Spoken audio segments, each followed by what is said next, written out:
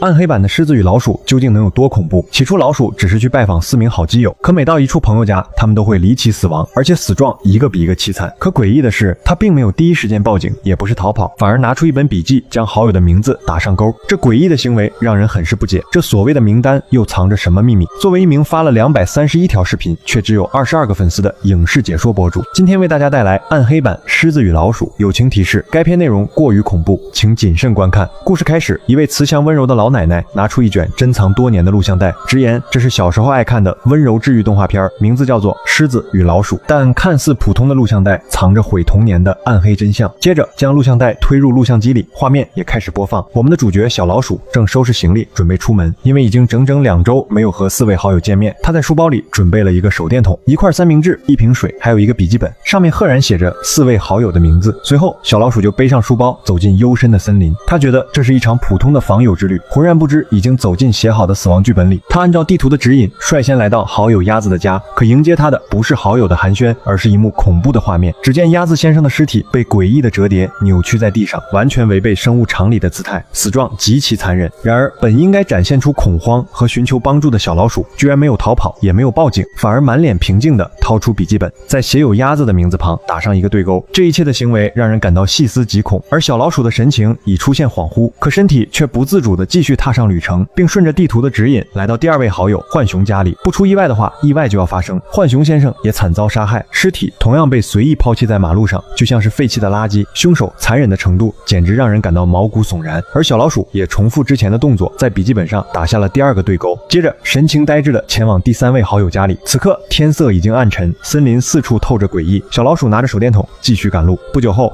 成功来到第3位好友松鼠先生家里，这次的场景更加残忍，松鼠的身子和脑袋都被强行分开，妥妥的就是死无全尸。小老鼠麻木地在笔记里打上第3个对勾，此刻已经浑身发抖，精神逐渐处于崩溃边缘。可他依旧没有立刻报警，反而按照原计划继续前往最后一位好友家，明知前路全是危险，但依旧坚持前行。而地图也已经严重扭曲和崩坏，正好对应小老鼠面临崩溃的状态。不出所料，当来到第4位好友狐狸家，对方已经被残忍地吊在树枝上奄奄一息。狐狸撑着最后一口，对着小老鼠嘶吼，让他赶紧离开这诡异的森林。可话音未落，狮子就将小老鼠拎向半空，但脸上没有猛兽捕猎的凶狠，只有戏谑诡异的微笑。他非常喜欢欺负弱小动物，从而获得快感。也就在狮子准备一口将对方吃下时，小老鼠爆发出极强的求生欲，挣脱狮子的掌控。随后小老鼠手持电筒在森林里疯狂逃窜，可最恐怖的狮子像戏耍他一般，不紧不慢地在身后享受追击的过程，而脸上还挂着一抹极其诡异的微笑。小老鼠慌不择路地钻进一处山洞，本以为会逃过一劫，等进去后才发现山洞周围被修得整齐无比，原来这是人工搭建的废弃隧道。就在小老鼠晕头转向时，狮子再次逼近，小老鼠只能绝望地继续逃命。刚跑不远就发现隧道尽头被死死封死，而狮子也快速出现在身后将其扑倒，最终在锋利的利爪下惨死在隧道里。就在狮子准备享用美食时，一声枪响突然在隧道里响起，子弹瞬间贯穿狮子的心脏，来人正是手持枪械的驴子猎人。狮子在惨叫声后应声倒地，不知生死。驴子猎人快速上前查看小老鼠的伤势，却发现对方早已没了呼吸，终究还是来迟了一步。同时身后又传来急促的脚步声，当女子回头看去，原本中枪倒地的狮子消失不见。她明白事情还远远没有结束，